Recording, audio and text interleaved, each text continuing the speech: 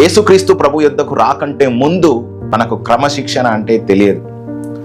ఆత్మీయ జీవితమా అంటే అసలే లేదు. ఎందుకంటే మనం ఆత్మీయంగా గుడ్డితనంలో ఉన్నాం, పాపములో ఉన్నాం, చీకటిలో ఉన్నాం, ఎటు పడితే అటు నడిపించబడ్డాం.